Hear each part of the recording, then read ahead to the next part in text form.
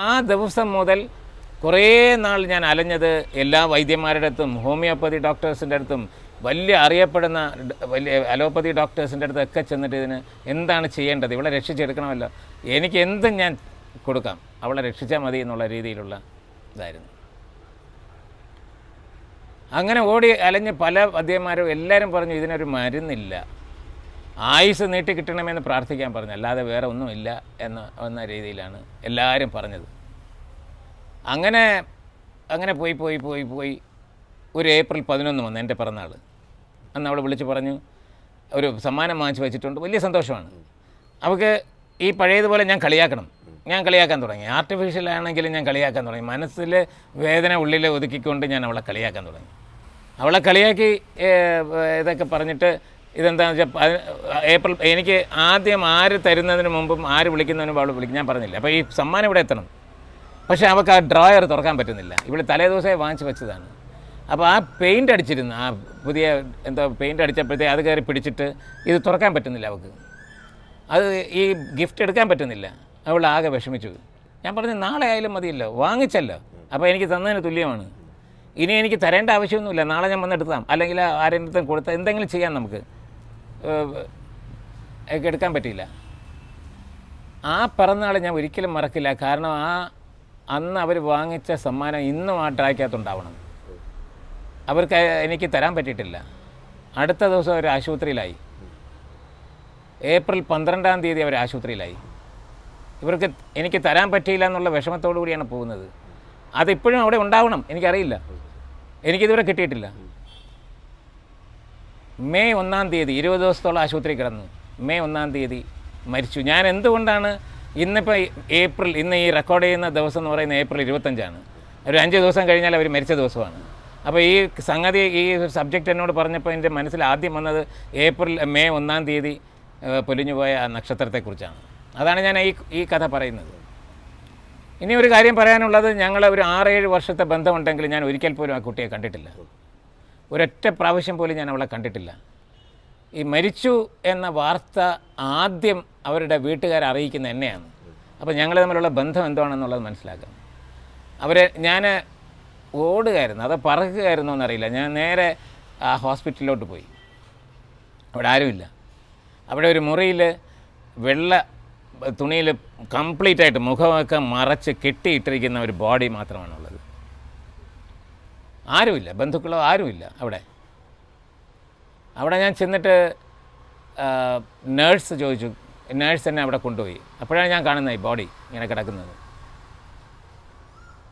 ഞാൻ ഇതുവരെ കണ്ടിട്ടില്ല അവളുടെ മുഖം എങ്ങനെ ഇരിക്കും, അവളുടെ ശരീരം എങ്ങനെ ഇരിക്കും, ഒന്നും എനിക്കറിയില്ല. ശബ്ദം മാത്രമേ എനിക്കറിയാവുള്ളൂ. അപ്പോൾ ഇവക്കാണെങ്കിൽ എന്നെ അറിയാം. അപ്പോൾ പലപ്പോഴും ഞാൻ ഇവളുടെ മുന്നിലൂടെയൊക്കെ നടന്നു പോയിട്ടുണ്ട്. ഒരു തവണ ഏതോ ഒരു കല്യാണത്തിന് പോയപ്പം ഇവളുടെ നേരെ മുമ്പേ ഇരുന്നാണ് ഭക്ഷണം കഴിച്ചു ഞാൻ. പക്ഷേ അടുത്ത ദിവസം എന്നെ കളിയാക്കും, എൻ്റെ നേരെ മുന്നിൽ ഇരുത്തിട്ട് എന്നെ ശ്രദ്ധിച്ചില്ല, എനിക്കറിയാം എന്നുള്ള രീതിയിൽ. എന്നിട്ട് ഷീ വുഡ് ഓൾവേസ് സേ, നമ്മൾ കാണരുത്, we should meet only in heaven എന്ന് പറയും. നമ്മൾ കാണേണ്ടത് സ്വർഗ്ഗത്തിൽ വെച്ചാണ്, ഇവിടെ വെച്ചല്ല എന്നെപ്പോഴും പറയും. We should meet only in heaven എന്ന് പറഞ്ഞുകൊണ്ടിരിക്കും. അപ്പോൾ ഇവിടെ പോയപ്പോൾ നേഴ്സ് എൻ്റെ അടുത്ത് ചോദിച്ചു, കാണണമെന്ന് ചോദിച്ചു. അപ്പോൾ എൻ്റെ മനസ്സിൽ കൂടെ ഞാൻ ഈ കുട്ടിയെ കണ്ടിട്ടേ ഇല്ല, എനിക്കെന്തിനും ഡെഡ് ബോഡി, ഒരു ജീവനില്ലാത്ത ഒരു ശരീരം എനിക്കെന്തിന് കാണണം, അല്ലെങ്കിൽ അങ്ങനെ ഒരു മുഖം എനിക്ക് ഇങ്ങനെ ഒരു ശരീരം, അല്ലെങ്കിൽ ഇങ്ങനെ ഒരു ചൈതന്യമില്ലാത്ത മുഖം എനിക്ക് എന്തിനും കാണണം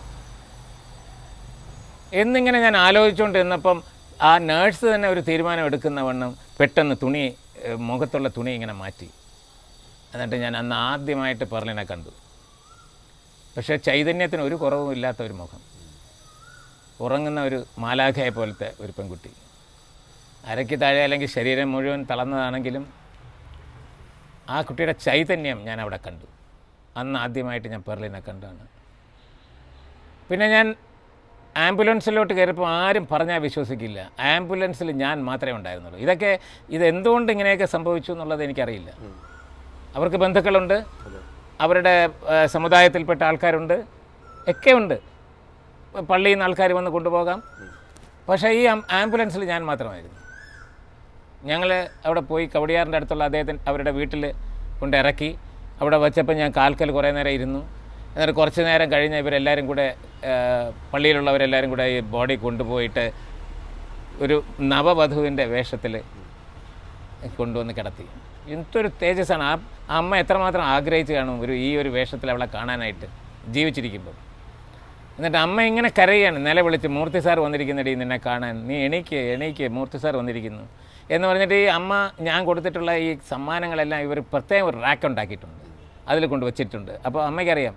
അപ്പോൾ എന്നെ കൊണ്ടുവന്ന് കാണിക്കുകയാണ്, ഇതൊക്കെ അവൾ പ്രത്യേകം എന്നിട്ട് എന്നും വന്ന് തുടയ്ക്കുകയും പിടിക്കുകയും എല്ലാം ചെയ്യും. ആ രീതിയിൽ ഉള്ള ഒരിതാണ്. നാഗർകോവിൽ എന്ന് പറയുന്ന സ്ഥലത്താണ് ഇവരുടെ ഈ ശ്മശാനം, ഇവരുടെ പള്ളി, ഒറിജിനൽ പള്ളിയും അവിടെ ശ്മശാനത്തിലേക്ക് അവിടെ ആണ് കൊണ്ടുപോകേണ്ടത്. ഇവിടെ ഈ കുട്ടി ഇങ്ങനെ കിടത്തിയിട്ടുണ്ട്, മുകളിൽ നിന്ന് ഈ ചടങ്ങുകളെല്ലാം കിടത്തുകയാണ്. ഒരു അറിയിപ്പുമില്ലാതെ, ഒരു മുന്നറിയിപ്പും ഇല്ലാതെ ഇവിടെ തരുന്ന ഒരു സമ്മാനം പോലെ. പ്രത്യേകിച്ച് ആ ബിഷപ്പ് അവിടെ നിന്ന് വിളിച്ച് പറഞ്ഞു, ഇനി സൂര്യകൃഷ്ണമൂർത്തി സംസാരിക്കുമെന്ന് പറഞ്ഞു. ഞാനിതുവരെ അൾത്താരയിൽ കയറിയിട്ടില്ല. ഒരു അൾത്താരയിൽ ബിഷപ്പ് മാത്രമേ കയറാൻ പാടുള്ളൂ എന്നാണ് എൻ്റെ ഇന്നും വിശ്വാസം. അവൾ തന്ന ഒരു ഇതുപോലെ എന്നെ അൾത്താരയിലായിട്ട് കൊണ്ടുപോയിട്ട് ഇപ്പം നേരെ മുമ്പിൽ ഇവൾ കിടക്കുകയാണ്. എൻ്റെ നെഞ്ചിലാണെങ്കിൽ വിങ്ങുന്ന വികാരങ്ങളും. അവിടെ വെച്ചുകൊണ്ട് ഞാൻ ഈ പേർലിനും ഞാനും തമ്മിലുള്ള ബന്ധത്തെക്കുറിച്ച് ഞാനിപ്പോൾ ഈ പറയുന്നത് പോലെ അവിടെ പ്രസംഗിച്ചു. എനിക്ക് വലിയ തൃപ്തിയായിരുന്നു. ആളുകളോട് ഞങ്ങളുടെ ബന്ധത്തെപ്പറ്റി പറഞ്ഞപ്പോൾ വലിയ തൃപ്തിയായിരുന്നു. വലിയ മഴ പെയ്തു പെട്ടെന്ന് കുറേ നേരത്തേക്ക്. അപ്പം ഇവൾക്ക് പോകാനുള്ള ഒരു തീരുമാനമുണ്ടല്ലോ, പോകാനുള്ള സമയമായപ്പോൾ അത് വൈകുന്നു. അവൾക്ക് പോകാൻ മനസ്സില്ല എന്നുള്ളതാണ്. അവൾ പോകുന്നില്ല, മഴ. അപ്പോൾ ഇവരെല്ലാം തീരുമാനിക്കുന്ന മഴയൊന്ന് ആറിയതിന് ശേഷം മഴ കൂടുകയാണ്. കുറേ നേരം വെയിറ്റ് ചെയ്തു, അവൾക്ക് പോകാൻ മനസ്സില്ല എന്നുള്ളത് മനസ്സിലായി. എന്നിട്ട് ഒരു മഴയൊന്ന് ആറിയപ്പോൾ, മഴ പെയ്തുകൊണ്ടിരിക്കുകയാണ്, മഴയൊന്ന് ആറിയപ്പം ആംബുലൻസിൻ്റെ അകത്തോട്ട് കയറ്റി. ആംബുലൻസിനകത്ത് കയറ്റിയപ്പോൾ ഞാനുണ്ട് കൂടെ. എന്നിട്ട് അങ്ങോട്ട് ഈ പള്ളിയുടെ ശ്മശാനത്തിലോട്ട് പോകുന്നു. ഈ പള്ളിയുടെ ശ്മശാനത്തിലോട്ട് കയറണമെങ്കിൽ ഒരു ചെറിയ ബമ്പുണ്ട്, അത് കഴിഞ്ഞിട്ട് വേണം അങ്ങോട്ട് കയറാൻ. ഈ ബമ്പിലോട്ട് കയറുമ്പോൾ വീല് കറങ്ങുകയാണ്, കയറുന്നില്ല അകത്തോട്ട്. ഈ ഡ്രൈവർ എത്രയൊക്കെ വിചാരിച്ചിട്ട് അകത്തോട്ട് കയറ്റാൻ പറ്റുന്നില്ല വണ്ടി. She is not willing to go. ഇവിടുന്ന് പോകാനായിട്ട്, അകത്തോട്ട് കയറാനായിട്ട് അനുവദിക്കുന്നില്ല. അവസാനം ആൾക്കാർ അവിടെ വെച്ച് തന്നെ ബോഡി എടുത്ത് കൊണ്ടുപോയി ആ കുഴി വെട്ടിയിട്ടുണ്ട്. ആ കുഴി വെട്ടിയതിൻ്റെ അവിടെ കൊണ്ടുവച്ചു. അപ്പോൾ ഞാനെല്ലാം ഇങ്ങനെ മഴ പെയ്തുകൊണ്ടിരിക്കുകയാണ്, എല്ലാവരുടെ കയ്യിലും കുട.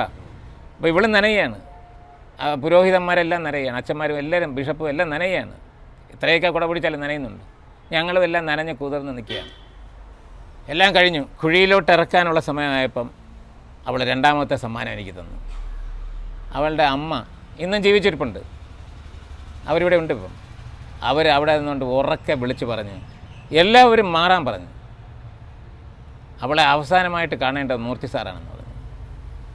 ഒരമ്മയ്ക്കും ആ സമയത്ത് അങ്ങനെ ഒരു തോന്നലുണ്ടാവില്ല, അത് ദൈവം തോന്നിപ്പിച്ചതാണ്. അത് ഈ ആജ്ഞ എന്ന് പറയുന്നത് പുരോഹിതന്മാർക്ക് ഉൾപ്പെടെയാണ്. അവരെല്ലാവരും മാറി, എല്ലാവരും ചെതറി മാറി.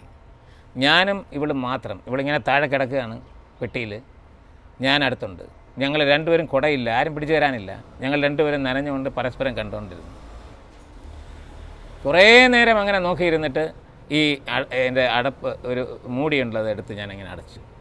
അവസാനമായി ഞാൻ അവളെ കണ്ടതും അവൾ എന്നെ കണ്ടതും ഞങ്ങൾ തമ്മിലായിരുന്നു. ഇത് എൻ്റെ ജീവിതത്തിലുണ്ടാക്കിയ ഒരു മാറ്റം. അവൾ ഒരിക്കലും മരിച്ചു എന്നുള്ള ഒരു ഇതെനിക്കില്ല.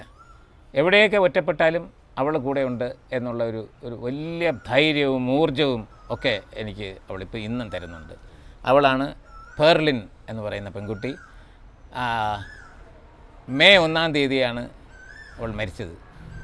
ഞാനിന്ന് പറയുന്നതിന് ഇനി 5 ദിവസം കൂടെ ഉള്ളൂ. അപ്പോൾ ഇതെല്ലാം കോയിൻസിഡൻസാണ്. ഇന്ന് നിങ്ങൾ വരുന്നത് 5 ദിവസം മുമ്പ്, ആ രീതിയിൽ മെയ് മാസത്തിലായിരിക്കും ചിലപ്പോൾ ഇത് ടെലികാസ്റ്റ് ചെയ്യാൻ പോകുന്നത്. അപ്പോൾ ഇതൊക്കെ ദൈവത്തിൻ്റെ നിശ്ചയങ്ങളാണ്. അതായത് അജ്ഞാതമായ ഇതിൻ്റെ പറയിലുള്ള നമ്മുടെ യാത്രയിൽ ഇന്ന് സാർവത്ത് ചെലവഴിച്ച ഈ നിമിഷങ്ങൾ പ്രൗഢ ഗംഭീരമായ ഒരു എപ്പിസോഡ് തന്നെയാണെന്ന് നിസ്സംശയം പറയാം. പ്രേക്ഷകരോട് നമ്മൾ ഇന്ന് മൂർത്തി സാറ് പറഞ്ഞ മനോഹരമായ, അല്ലെങ്കിൽ നമ്മുടെ ഹൃദയത്തോട് ചേർന്ന് നിൽക്കുന്ന കഥയല്ല സത്യം, യാഥാർത്ഥ്യം. നമ്മൾ തേടുന്നത് ഇത് തന്നെയാണ്. എങ്ങനെയൊക്കെയോ നമ്മുടെ ജീവിതത്തിലേക്ക് കടന്നു വന്ന് സ്വാധീനം ചെലുത്തി എവിടേക്കോ മറഞ്ഞു പോകുന്ന ചില നിമിഷം. ഇന്ന് നമ്മൾ യാത്ര പറയുന്നു. അടുത്ത ആഴ്ച മറ്റൊരതിഥിയുമായി കാണുന്നവരെ ഏവർക്കും നമസ്കാരം.